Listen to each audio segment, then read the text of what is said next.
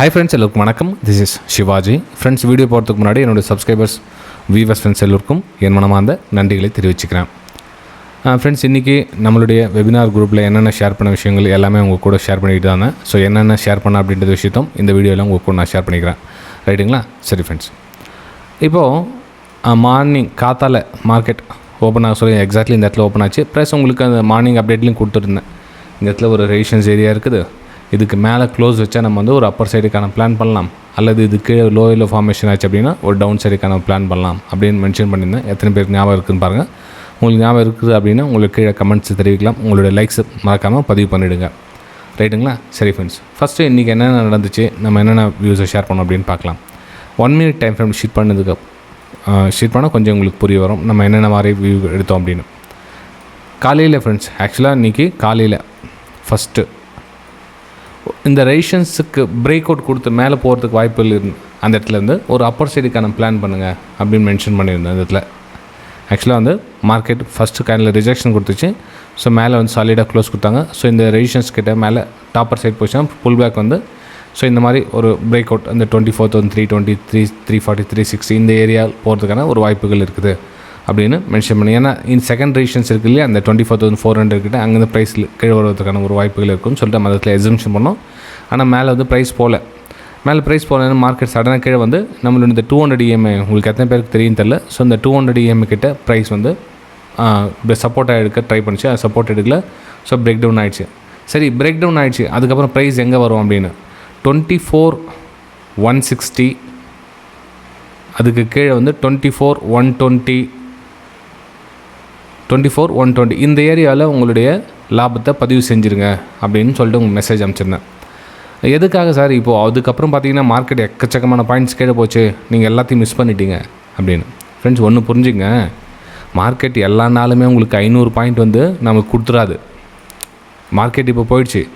Market எல்லா நாளுமே உங்களுக்கு 500 பாயிண்ட் கொடுத்துறாது. ஒரே ட்ரெண்டில் என்ன ஆகும்னா மார்க்கெட் சம்டைம்ஸு இந்த எல்லாம் நினைக்காங்க இந்த பாயிண்ட் மொத்தமே நம்மளுக்கு கிடச்சிருக்குல்ல, நம்ம அங்கேருந்து புட் ஆப்ஷன் வாங்கியிருந்தால் நல்லா சரியான லாபம் இருந்திருக்கல அப்படின்னு.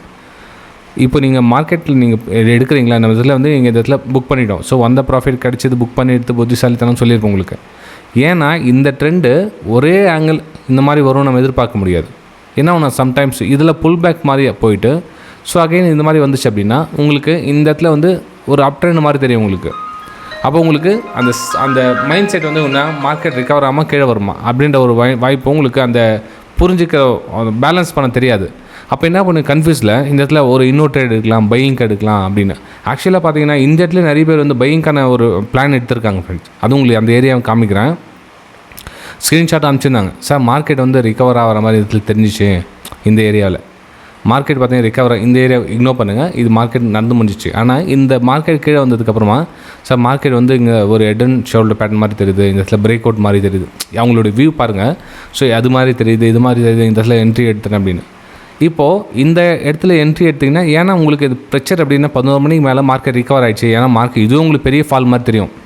ஆனால் இந்த டவுன் வந்து வந்ததுக்கப்புறம் இவ்வளோ பெருசாக போச்சான்னு சொல்லி தெரியும். ஆனால் இந்த இடத்துல பார்த்தீங்கன்னா இதுவே வந்து மார்க்கெட் ரிவர்ஸ் மாதிரி தெரிஞ்சு மார்க்கெட் பிரேக் அவுட் மாதிரி தெரியும். அப்போ என்ன ஆகும்னா உங்களுக்கு நீங்கள் என்ன காலையில் சம்பாரிச்சிங்களோ அதை இந்த மாதிரி டைமில் விட்டுடுவீங்க. புரியுதுங்களா? ஸோ எப்பவுமே ஒரு உங்களுடைய ரிஸ்க் ரேஷியோக்கு ஆப்போசிட்டாக உங்களுக்கு ஒரு பலன் கிடைக்குதுன்னா தயவு செஞ்சு சிஸ்டத்தை க்ளோஸ் பண்ணுங்கள். அது எத்தனை பாயிண்ட்னா கீழே போட்டோம், பின்னாடியே ஓடாதீங்க. ஒரு நாள் 500 பாயிண்ட் நிஃப்டி போயிடுச்சு அப்படின்னா எல்லா நாளும் அதே மாதிரி போகணும் கிடையாது. சம்டைம்ஸில் பார்த்தீங்கன்னா வெறும் 50-60 பாயிண்ட்டில் வந்து ஃபுல்லாக அரைச்சிக்கிட்டே இருப்பாங்க மார்க்கெட்டை, மேலேயும் போகாது கீழேயும் போகாத மாதிரி.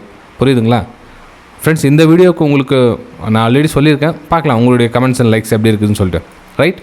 சரி, ஓகே சார், இப்போ என்ன சார் பிளான் பண்ணலாம் நெக்ஸ்ட்டு அப்படின்னு. ஃப்ரெண்ட்ஸ், இப்போ பாருங்கள், அதுக்கு முன்னாடி இன்னொரு இந்த ஓப்பன் இன்ட்ரெஸ்ட் பாருங்கள், ஆப்ஷன் டேட்டா காமிக்கிறேன் உங்களுக்கு. கால் ரைட்டர்ஸ் தான் ரொம்ப அதிகமாக இருக்காங்க தவிர புட் ரைட்டர்ஸே கிடையாதுங்க. நல்லா கவனிங்க, புட் ரைட்டர்ஸே கிடையாது. இந்த பார்த்தீங்கன்னா கால் ரைட்டர்ஸ் வந்து அதிகமாக இருக்காங்க. அப்போ என்ன ஆகும்? கால் ரைட்டர்ஸ் அதிகமாக இருந்தால் மார்க்கெட்டு டவுன் சைடு ப்ரெடிக்ஷன் தான். இங்கே பார்த்தீங்கன்னா தெரியும், கால் ரைட்டர்ஸ் தான் அதிகமாக இருக்காங்க, புட் ரைட்டர்ஸ் குறைவாக தான் இருக்காங்க. புட் ரைட்டர்ஸ் ஒருவேளை ஈக்குவலாக இருந்தால் கன்ஃபியூஸாக இருக்காம டிசிஷன் பண்ணுறதுக்கு அப்படின்னு டஃப்பாக இருக்குது அப்படின்னு சொல்லலாம். மார்க்கெட்டுடைய வார்னா ஒரு பக்கம் இருக்குது, அது ஒரு கன்ஃபர்மேஷனு. இன்னும் மார்க்கெட் நிலையற்ற தன்மை எதுவும் இன்னும் சாத்தியமாக இன்னும் எதுவுமே விஷயம் நடக்கலை. அப்போது மார்க்கெட்டு ஒரு டவுன் சைடுக்கான பிளான் தான். இங்கே பார்த்தா தெரியும் உங்களுக்கு எந்த ஒரு ரியாக்ஷன் இல்லை. மார்க்கெட் அந்த கரெக்ஷன் கொடுத்தாங்க இல்லைங்களா, ஸோ இந்த கரெக்ஷன் கொடுத்த இடம் அப்படியே வந்து கீழே எடுத்துட்டாங்க, செல்லர் முடிச்சிட்டாங்க. அப்போ என்ன அந்த மார்க்கெட் சப்போஸ் மேலே போனால் கூட அகைன் கீழே வருவதற்கான ஒரு வாய்ப்புகள் தான் இருக்குது. அப்போ கீழே எதுவும் சார் மார்க்கெட் போகும், இது வந்து இப்போ ரெசிஸ்டன்ஸாக ஆக்ட் பண்ணும். உங்களுக்கு நேற்று சொன்னது தான். இப்போ இந்த லெவல் கீழே வந்துடுச்சு அப்படின்னா என்ன ஆகும், இது வந்து உங்களுக்கு ரெசிஸ்டன்ஸாக மாறிடும். இந்த 23,700 இல்லைங்களா, இது வந்து உங்களுக்கு ரெசிஸ்டன்ஸாக மாறும். சார் அப்போ இந்த லெவல் பிரேக் டவுன் ஆகிறதுக்கான வாய்ப்புகள் அதிகமாக சார் அப்படின்னா, எஸ் கண்டிப்பாக இந்த லெவல் பிரேக் டவுன் ஆகிறதுக்கான வாய்ப்புகள் மிக அதிகம். புரியுதுங்களா? இது வந்து என்னுடைய வியூவில் நிஃப்டி 50 ப்ரெடிக்ஷன் வந்து ஒரு டவுன் சைடுக்கான பிளான் பண்ணால் பெட்டராக இருக்கும் அப்படின்றது என்னுடைய பிளான். அப்போது அப்பர் சைடு எதுவும் இல்லையா சார் அப்படின்னா, அப்பர் சைடு எப்போன்னா இந்த 24,300 தாண்டி க்ளோஸ் வச்சா தான் நம்ம வந்து ஒரு பிளானே பண்ண முடியும் வேறு மாதிரி. சப்போஸ் இந்த மாதிரி பிரேக் அவுட் கொடுத்தா மட்டும்தான் வந்து நான் இந்த இடத்துல டிசிஷன் அப்பர் சைடுக்கான பிளான். அது வரலாம் இந்த ஏரியாலாம் பார்த்திங்கன்னா கீழே வருவதற்கான வாய்ப்புகள் தான் இங்கெல்லாம். மார்க்கெட் மேலே போய்ட்டு அசம்ஷனை இந்த இடத்துல பண்ண முடியாது நம்ம. புரியுதுங்களா? சரி ஃப்ரெண்ட்ஸ், இது வந்து நிஃப்டி 50 வியூவை தெரிவிச்சிட்டேன். நெக்ஸ்ட் நம்ம பேங்க் நிஃப்டி போகலாம். பேங்க் நிஃப்டியில் என்ன சார் அப்படின்னு, இப்போ பேங்க் நிஃப்டியில் பார்த்திங்க அப்படின்னா இந்த ஏரியா 57,000 ரெசிஸ்டன்ஸ் ஏரியாவே டச் பண்ணல. அதுக்கு முன்னாடியே மார்க்கெட்டை வந்து முடிச்சிட்டாங்க கீழே, அதான் டவுன் சைடு. அப்போ இதில் என்ன நம்ம புரிஞ்சுக்கிறோம் அப்படின்னா, இந்த டவுன் சைடை பிரேக் டவுன் பண்ணுறதுக்கான வாய்ப்புகள் மிக அதிகம். இந்த 55,200 55,800 இந்த லெவல்லாம் வெகு விரைவில் தொடுவதற்கான வாய்ப்புகள் இருக்குது. நாளைக்கோ இல்லை நாளன்னைக்கோ என்றைக்குன்னு தெரில, ஆனால் அந்த டவுன் சைடு வருவதற்கான வாய்ப்புகள் மிக மிக அதிகம். இப்போ நம்ம 10 மினிட்ஸ் டைம் ஃப்ரேமில் ஷிஃப்ட் பண்ணி பார்த்தோம் அப்படின்னா ஏதாச்சும் உங்களுக்கு வாய்ப்புகள் கிடைக்குதா? இன்றைக்கி கிடச்சிதா? இன்றைக்கி ஈஸியாக நிறைய வாய்ப்புகள் இன்றைக்கி கிடச்சிருந்தது.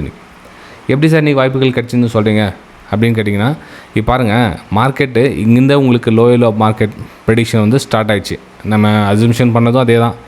அப்போ ஆனால் இந்த ரெசிஸ்டன்ஸ் இங்கே கிடச்சிருந்ததுன்னா இன்னும் நல்ல விஷயம். ஆனால் இங்கே கிடச்சதுனால நம்ம வந்து ஒரு உங்களுடைய குவான்டிட்டி சைஸை நார்மலுக்கு ஒரு டவுட்டாக இருந்தது அப்படின்னா, நீங்கள் ஒரு வேளை பேங்க் நிஃப்டியில் ட்ரேட் பண்ணுறவங்களா இருந்துச்சுன்னா குவான்டிட்டி சைஸை நார்மல் 10 குவான்டிட்டி போடுறீங்க அப்படின்னா இந்த இடத்துல 2 குவான்டிட்டியில் உங்களுடைய ரிஸ்க் ரிவார்டை மேனேஜ் பண்ணி எடுத்துக்கலாம்.